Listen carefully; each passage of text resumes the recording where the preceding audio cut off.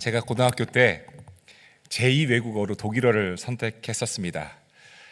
독일어를 가르쳐 주신 저희 고등학교 선생님께서는 젊었을 때 사고로 오른팔을 잃으셔서 왼팔만 있으신 분이셨습니다. 오른팔은 의수로 붙여서 항상 주머니에 이렇게 꽂고 계셨고, 왼손으로 분필을 잡으시고 칠판에 멋진 독일어를 이렇게 쓰셨던 분이셨습니다. 그 선생님은 교회에 다니신 크리스찬이셨는데 가끔 클래스에서 신앙의 이야기를 나누곤 하셨습니다. 그 선생님께서 해주신 이야기 중에 아직도 잊혀지지 않는 이야기가 하나가 있습니다. 그 선생님께서 친구 몇 가정을 집으로 초대해서 사모님과 저녁을 대접하기로 했다고 합니다. 그런데 하필이면 그때 요로 결석이 와서 심한 통증을 경험하게 되었다고 합니다. 그래도 초대 약속을 저버릴 수가 없어서 이 엄청난 통증을 무릅쓰고 사모님과 함께 장을 보았다고 하죠. 너무 아파서 기도를 하면서 장을 보고 집에 왔는데 통증을 유발했던 결석이 몸 밖으로 빠져나갔다고 합니다. 그러면서 이렇게 말씀을 하시는 겁니다. 교회에 안 다니는 사람들은 내 말을 듣고 운이 좋았다고 하더라. 그런데 나에게는 운이 좋았던 것이 아니야. 하나님이 계셔서 기적을 베푸신 거야. 나는 운이 좋았다는 말보다는 기적을 경험했다는 말이 더 멋있다고 생각한다. 너희들도 교회를 다니면 어떠니? 그 선생님의 이야기가 여전히 가끔씩 생각이 납니다. 오른팔은 사고로 잃었지만 왼팔만 갖고 살아가시는 그분은 기적이라고 기뻐하셨던 그 모습 말입니다. 사람들은 이 세상을 살면서 운이 좋았다고 표현할 만한 일들을 경험합니다. 그런데 단순히 운이 좋았다고 표현하는 것이 아니라 그 선생님 말씀처럼 기적을 경험했다고 말하는 것은 여러분 어떨까요? 사실 인생에는 기적과 같은 일들이 일어나기도 합니다. 교회를 다니든 다니지 않든 뜻하지 않은 좋은 일들이, 기적 같은 일들이 일어나기도 하죠. 운이 좋았다고 표현한다는 것은 사실 일어난 일을 설명하기가 어렵기 때문에 그렇습니다. 단순히 운이라고 밖에 표현이 안 되는 것이죠. 그런데 신앙 안에서, 믿음 안에서 운이라고 표현하는 것은 맞지 않습니다. 왜냐하면 성경 어디에도 운이 좋았다는 말씀은 없습니다. 다만 성경의 이야기 속에서 일어난 여러 우연한 일들은 하나님의 섭리와 하나님의 주권을 보여주고 있는 말씀입니다. 운 좋게 어떤 일이 일어난 것처럼 보여도, 우연히 일어난 일처럼 느껴져도 그것은 하나님의 주권과 하나님의 섭리라는 말씀입니다. 기적도 그렇습니다. 우리에게는 하나님의 주권과 섭리 때문에 경험할 수 있는 기적이 있어야 합니다. 오늘은 기적에 대한 말씀을 나누고자 합니다. 아니, 2025년에 기적을 이야기한다고 좀 의아해 하실 수도 있겠습니다만, 오늘 말씀의 제목처럼 하나님을 믿는 우리가 기적을 일으키는 사람들이라는 말씀을 좀 나누고 싶습니다.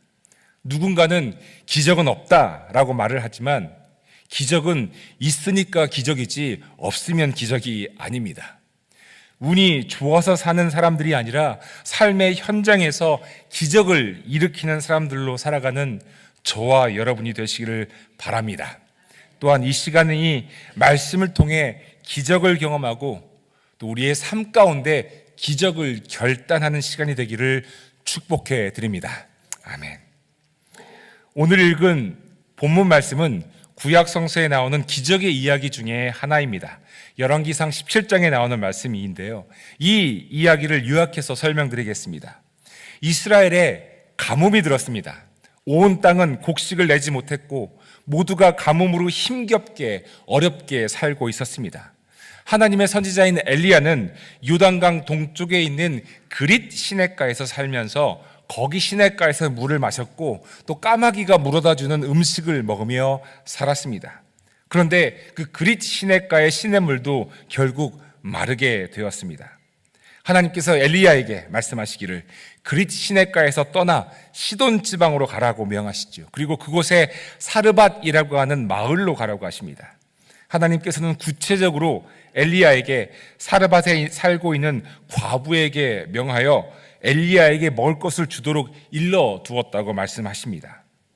엘리야와 그 여인과의 만남은 사실 우연이 아니었습니다. 하나님의 주권과 하나님의 섭리 안에 있었던, 계획되어 있었던 만남이었죠. 그 만남 자체도 사실은 기적이었습니다. 왜냐하면 하나님의 주권과 섭리 안에 있었기 때문입니다. 엘리야는 사르밧이라고 하는 그 시돈 지방의 마을로 들어갑니다. 엘리야가 사르밧 마을의 성문 안으로 들어설 때 마침 그 과부가, 그 여인이 땔감을 줍고 있었죠. 엘리야는 그 여인에게 물을 한 그릇 달라고 청합니다. 그런데 여러분 생각해 보십시오. 가뭄의 시간에 물 한 그릇이면 굉장히 귀한 것이었습니다. 시냇물도 말랐는데요. 그런데 그 여인은 물을 가지러 갑니다. 그때 엘리야가 다시 그녀를 불러서 물뿐만 아니라 먹을 것을 좀 가져다 달라고 합니다. 그러자 그 여인이 대답을 하죠. 저에게는 밀가루가 한 줌이 있고 병에 기름이 몇 방울 남아 있어서 저와 제 아들이 죽기 전에 마지막으로 먹으려고 합니다. 죽기 전에 마지막으로 먹으려 한다. 여러분, 이 말이 무슨 뜻입니까? 나누어 먹을 것이 없다입니다. 우리도 굶어 죽게 되었는데 이제 마지막으로 남은 밀가루를 기름에 부쳐 먹기 위해서 땔감을 모으고 있었다는 것이죠. 교회 여러분, 우리가 가지고 있는 상식대로라면 이러한 상황에서 어떻게 그 여인에게 말을 해야 하겠습니까? 아유, 그러시군요. 죄송합니다. 제가 무리한 부탁을 드렸습니다. 저는 괜찮습니다. 아드님과 마지막 남은 밀가루로 빵을 만들어 드십시오 하는 것이 상식 아닙니까? 그런데 엘리야는 이렇게 말을 합니다. 두려워하지 말고 가서 방금 말한 대로 하십시오. 그러나 음식을 만들어서 우선 나에게 먼저 가지고 오십시오. 그 뒤에 그대와 아들이 먹을 음식을 만들도록 하십시오. 나에게 음식을 갖고 오라고 이야기합니다. 만약 비슷한 상황이 오늘날 벌어졌다면 엘리야처럼 말한 사람은 지탄을 받아 마땅합니다. 이런 무례한 말이 어디에 있단 말입니까? 마지막으로 먹은 후에 굶어 죽을 날만을 기다린다는 사람에게 너 먹을 것을 달라고 하니 벼룩의 간을 빼먹어도 분수가 있지. 이런 무례함이 어디에 있단 말입니까? 그런데 엘리야는 그렇게 말을 했습니다. 분명히 이렇게 무례하게 보이는, 또는 달리 보자면 단호하게 보이는 엘리야의 태도와 말은 그 나름의 이유가 있었습니다. 그 다음 절에 그 이유가 나오지요. 주님께서 이 땅에 다시 비를 내려주실 때까지 그 뒤주에 밀가루가 떨어지지 않을 것이며 병의 기름이 마르지 않을 것이라고 주 이스라엘의 하나님께서 말씀하셨습니다. 그 여인은 결국 엘리야가 시키는 대로 했습니다. 그리고 엘리야의 말대로 그 여인의 집의 뒤주에는 밀가루가 떨어지지 않았고 기름병의 기름이 마르지 않았습니다. 기적이 일어난 것이지요. 마르지 않은 가루통과 마르지 않은 기름통의 기름은 기적입니다. 먹고 죽을 날만을 기다렸던 여인과 아들은 죽지 않고 살 수 있게 되었습니다. 교회 여러분, 기적이 일어났습니다. 가루통에 가루가 떨어지지 않았고 기름통에 기름이 떨어지지 않은 것은 분명 기적입니다. 그런데 이 기적의 이야기를 사르밧 과부가 순종을 하니 하나님께서 기적을 일으키셨다라고 하는 도식으로 이 이야기를 보기에는 무언가 좀 빠진 것이 있는 것처럼 보입니다. 물론 순종의 결과로 기적이 일어났다는 것에 대해서는 누구도 부인할 수 없지만 그것만이 다가 아닌 것 같다는 말씀입니다. 여러분, 무엇일까요? 이 기적은 도대체 어떻게 일어나게 된 것일까요? 우선 이 기적의 일을 설명하기 위해서는 기적이 일어난 일의 배경이 무엇인지를 살펴볼 필요가 있습니다. 배경 말입니다. 열왕기상 17장의 상황적 배경은 여러분 뭐죠? 가뭄입니다. 가뭄. 이스라엘을 비롯하여 인근 지역에 가뭄이 일어난 것입니다. 그런데 이 가뭄이 일어나게 된 이유가 사실은 명확합니다. 열왕기상 16장 마지막 이야기를 보면 북이스라엘의 왕인 아합이 하나님을 진노케 하는 장면이 나옵니다. 그것은 아합이 시돈 왕의 딸인 이세벨과 결혼을 한 뒤에 시돈 지방에서 사람들이 섬기던 우상, 즉 바알과 아세라를 섬기기 시작한 것이죠. 바알의 제단을 만들고 아세라의 신상을 만들었습니다. 바알, 그 바알이라고 하는 우상은 농사의 신, 비를 내리는 신, 즉 풍요를 가져다 주는 신이라고 여겨졌던 우상이었습니다. 바알을 섬기기 시작했다는 것은 인간이 자신의 목적을 위해, 즉 풍요와 풍년을 위해 신을 통제하고 조정하기 시작했다는 것을 의미합니다. 우상은 이런 것입니다. 인간이 자신의 목적을 위해 신을 만들고 통제하고 조정하려는 것, 이것이 우상의 시작, 죄의 출발이었다는 것이지요. 비슷한 이야기가 출애굽기 32장에도 나옵니다. 모세가 시내산에 올라가서 하나님과 함께 있으면서 이스라엘 백성들이 지켜야 할 그 율법들을 배우고 있는 그 시간에 이스라엘 백성들은 자신들의 지도자인 모세가 눈에 보이지 않자 아론에게 금송아지를 만들 것을 강요하지요. 그리고 그들이 만든 그 금송아지를 가리켜 자신들을 이집트에서 인도해낸 신이라고 말을 합니다. 새로운 신을 만든 것이 아닙니다. 하나님을 형상화하고 그 형상에 가두고 자신들의 목적에 맞게 사용하고 조종하고 통제하려고 했던 것이 금송아지라고 하는 형상으로 귀결된 것이었습니다. 오늘 본문 말씀의 상황적 배경인 가뭄은 이러한 우상의 죄, 신을 자기의 목적대로 이용하고 통제하려고 했던 죄의 결과였습니다.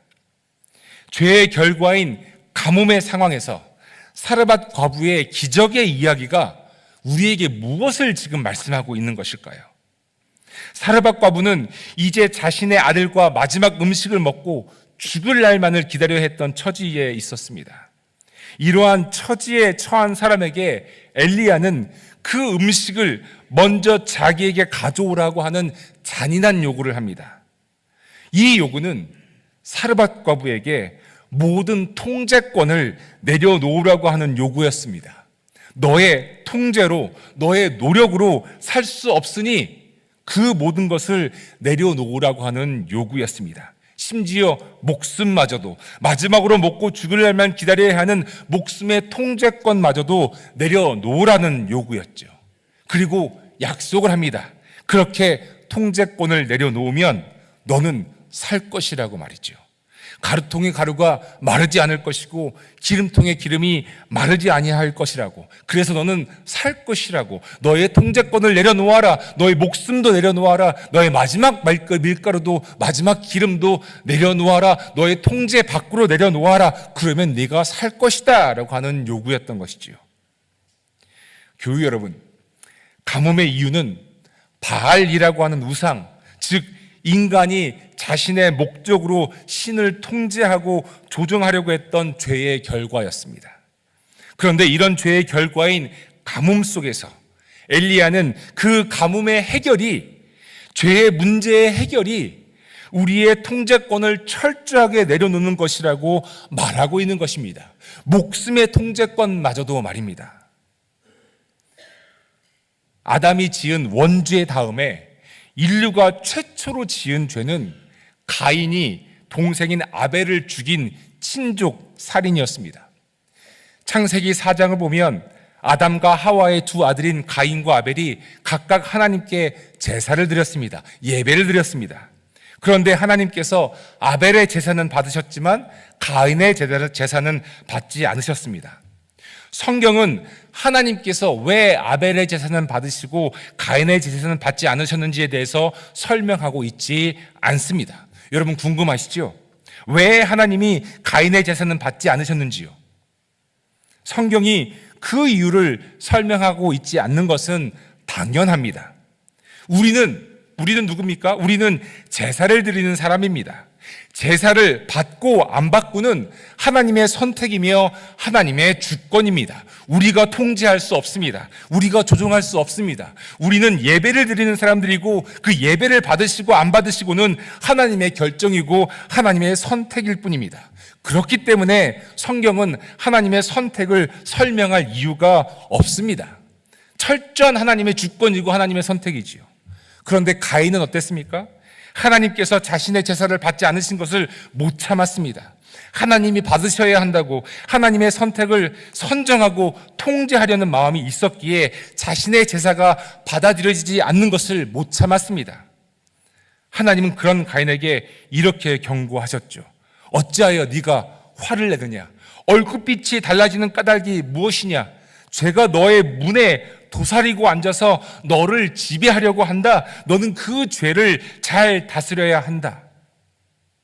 자신이 조종하고 통제하려는 욕구를 신을 우상으로 만들어서 자신의 목적을 달성하는 데 사용하고자 하는 죄의 본능을 하나님은 경고하셨습니다. 하지만 가인은 자신이 통제하고 싶은 본능과 욕구를 동생에게 돌렸고 결국 그는 자신의 동생을 죽이고 말았습니다. 사랑하는 교회 여러분, 통제의 욕구가 이렇게 무섭습니다. 죄의 시작이며 근원입니다. 우상의 시작은 신마저도 통제하고 싶은 욕구에서 시작되었습니다. 하나님이 통제하시고 조정하시는 것이 아니라 내가 통제하고 내가 조정하고 싶어하는 욕구는 죄의 시작이고 우상의 시작입니다. 아담과 하와가 먹은 선악과의 이야기도 마찬가지입니다. 네 눈이 밝아져서 하나님과 같이 될 것이다 라고 말한 뱀의 말도 네가 통제할 수 있다, 네가 하나님처럼 조정할 수 있다라고 하는 유혹이었습니다. 그리고 그 유혹에 아담도 하와도 넘어가고 말았지요. 이것이 우리가 지금 짊어지고 가는 원죄 아닙니까? 오늘 우리가 살펴본 이 사르밧 과부의 이야기도 마찬가지입니다. 가뭄이라고 하는 죄의 결과 속에서 더 이상 이 죄의 결과에 매이지 않고 사는 방법, 마지막 음식을 먹은 후에 죽음을 기다리는 삶이 아니라 생명이 회복되는 삶을 사는 방법, 그 기적의 시작은 자신의 통제권을, 자신이 통제하고 싶어하는 욕구를 철저하게 내려놓는 것이었습니다. 자신의 생명까지도 내 마음대로 할 수 없음을 인정하는 내려놓은 말입니다. 엘리야가 먼저 마지막 남은 밀가루와 기름으로 만든 음식을 나에게 가져오라고 했던 그 잔인해 보이는 요구는 내 생명도 내려놓아라, 내 마음대로 할 수 없다는 것을 받아들여라 라고 하는 요구였습니다. 가뭄이라고 하는 죄의 결과에서 헤어나올 수 있는 유일한 방법은 나의 통제를 내려놓고 하나님께 통제권을 내어 맡겨드리는 것이었지요. 아까 가인과 아벨의 이야기를 말씀드렸습니다. 하나님과 사람 사이의 관계에서 통제의 문제가 죄의 결과로 이어진 것처럼 사실 사람과 사람과의 관계에 있어서도 마찬가지입니다. 가인이 아벨을 시샘한 이유는 자신의 통제권 밖에 있었기 때문입니다. 자기가 인정받아야 했고 자기의 제사를 하나님이 받으셔야 했다고 하는 그 통제의 본능이 자기 형제인 아벨로 행했을 때 생명이 회복되는 기적이 일어나는 것이 아니라 생명이 죽는 죄의 결과가 나타나고 말았습니다. 너의 제사가 왜 받아들여졌지? 왜 내 제사는 받아들여지지 않았지? 라고 하는 통제의 본능이, 그리고 이 자기 중심적 생각과 행동이 생명을 죽이는 결과가 된 것이지요. 교우 여러분, 오늘날도 마찬가지입니다. 남편이 아내를, 아내가 남편을, 부모가 자녀를, 형제가 다른 형제를 통제하려 하거나 조정하려고 하는 것은 결코 생명을 살리는, 생명이 회복되는 일이 아닙니다. 그렇게 통제하고 조정하려는 나도, 그리고 통제와 조종을 받아야 한다고 생각하는 상대방도 생명에 해가 되는 죄입니다. 말씀을 준비하면서 저도 많이 찔렸습니다. 아내를, 자녀들을 나는 통제하려고, 조정하려고 하지 않았던가? 가인과 아벨의 이야기에서 내가 가인이 아니었던가? 사랑하는 교회 여러분, 우리는 모두 기적이 필요한 사람들입니다. 오늘 말씀의 제목으로 기적을 일으키는 사람들이라고 하였지만 좀 더 정확하게 말씀드리자면 우리는 모두 기적이 필요한 사람들입니다. 죽어가는 생명이 살아나는 생명으로 변화가 필요한, 기적이 필요한 사람들이죠. 그러기 위해서는 마지막 남은 밀가루도, 마지막 남은 기름 몇 방울도 내려놓아야 합니다. 마지막으로 먹고 죽을 날만 기다려야 했던 현실이 날마다 떨어지지 않는 밀가루와 기름으로 생명으로 살아나는 그 기적으로 변해야 합니다. 나의 통제를 내려놓고 하나님께서 일하시도록 모든 통제를 하나님께 내어 맡겨드려야 합니다. 그럴 때 기적이 일어납니다. 그럴 때 생명이 회복됩니다. 여러분, 기적이 무엇입니까? 현실에서 일어나지 않는 일이 일어나는 것을 기적이라고 생각하십니까? 저도 그런 줄 알았습니다. 현실에서 일어나지 않는 일이 일어나는 것을 기적이라고 생각하고 있었지요. 초자연적인 현상이 기적이라고 생각했었습니다. 아직도 많은 사람들이 기적을 그렇게 이해하고 있을 것입니다. 그런데 기적은 그런 것이 아니었습니다. 물론 상상하지 못했던 일, 일어날 수 없는 일이 일어난 것이 기적이라고 불리는 것이 맞겠지만 기적의 원래의 뜻은 그런 것이 아니었습니다. 구약 성서인 히브리어에는 기적을 표현하는 단어로 오트라고 하는 단어가 있고 네스라고 하는 단어가 있는데 이 단어의 뜻은, 기적을 의미하는 이 오트와 이 네스의 단어의 뜻은 무슨 뜻이냐면 표시, 이정표 또는 깃발이라는 뜻입니다. 여러분, 이게 무슨 뜻입니까? 기적이라고 하는 것은 하나님께서 함께 하신다고 하는 표시이고, 기적은 하나님이 보여주시는 이정표이고, 기적은 하나님의 임재와 하나님의 승리를 상징하는 깃발과 같다는 뜻입니다. 이 말은 기적이 중요한 것이 아니라 기적을 일으키시는 하나님이 중요하다는 뜻입니다. 출애굽기 17장 15절을 보면 이스라엘이 아말렉과의 전쟁에서 승리를 한 후에 모세가 하나님을 위한 제단을 쌓고 하나님을 이렇게 부르는 장면이 나옵니다. 여호와 니시. 여기서 니시라고 하는 말은 아까 말씀드린 히브리어의 네스라고 하는 말에서 파생되어 온 말인데요. 하나님 여호와 니시라는 뜻은 하나님은 나의 깃발, God is my banner라는 뜻입니다. 하나님은 나의 깃발. 하나님은 우리에게 승리를 주시는 분, 즉 하나님은 승리 그 자체라는 뜻이죠. 여러분, 이것이 무엇입니까? 기적이라는 뜻입니다. 하나님은 나의 기적이라는 뜻이 됩니다. 일어나지 않아야 될 일이 일어난 것이 기적이 아니라, 초자연적인 현상이 기적이 아니라 사실은 하나님이 우리에게 기적이라는 말씀입니다. 그렇기 때문에 구약성서는 오트, 네스라고 표현하죠. 기적이 뭔가 일어났어? 그것은 하나님이 지금 계시다는 징표야. 기적이 지금 일어났어? 이것은 지금 하나님이 너에게 보여주시는 이정표야. 기적이 지금 일어났어? 이건 하나님을 상징하는 깃발이야 라고 하는 뜻이 되는 것이죠. 사랑하는 교회 여러분, 하나님이 여러분들에게 기적이 되시기를 축복합니다. 자연적인 현상이 기적이 아니라, 일어날 수 없는 일이 일어난 것이 기적이 아니라 하나님이 우리의 기적이십니다. 하나님 때문에 우리가 살고, 하나님 때문에 우리의 생명이 회복되고, 하나님 때문에 죽음만을 기다리던 우리가 영원한 생명을 누리게 되었지요. 죄 가운데 있을 때는 우상만 바라봤고 내가 통제하려 했고 내가 조종하려 했습니다. 하나님도 내 마음대로 해석하고 하나님도 내 마음대로 조종하고 통제하려 했고, 기도를 하더라도 내 뜻대로 되기를 소원하면서 기도했었습니다. 손에 움켜진 것을 놓지 않으려고, 내놓지 않으려고 했었습니다. 하나님도 통제하고 주위의 사람들도 통제하고 가족들도 통제하고 다 통제하려고 했지요. 그래서 그 죄의 결과로 내 인생은 가뭄이 든 것처럼 황폐해져 갔고, 이제 남은 것은 밀가루와 기름 몇 방울밖에 남지 않았었죠. 그것 먹고 죽을 날만 기다리는 신세가 되었습니다. 그런데 기적이 일어났습니다. 기적이 일어났습니다. 내려놓아라.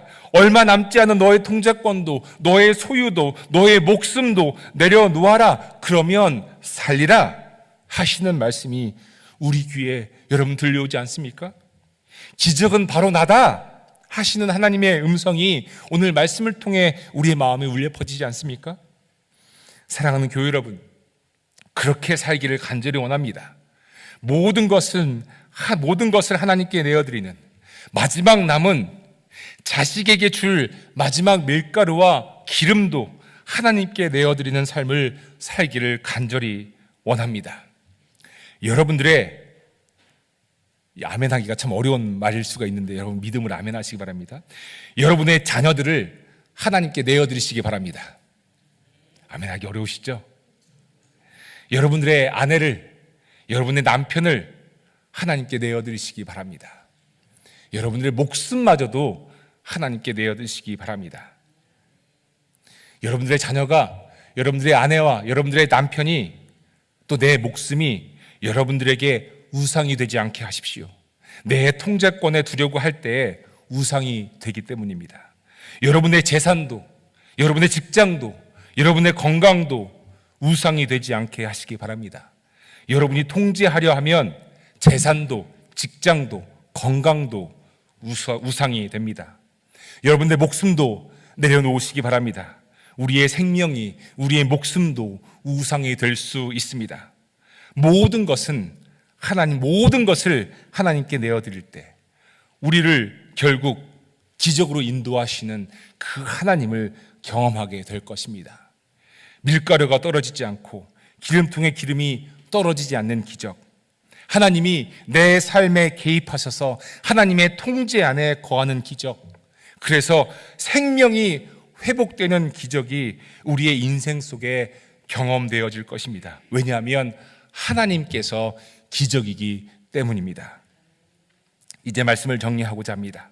사랑하는 교회 여러분, 우리의 인생은 기적이 필요합니다. 죄로 죽어가는 인생을 이제 다시 살릴 수 있는 기적이 우리에게 필요하지요.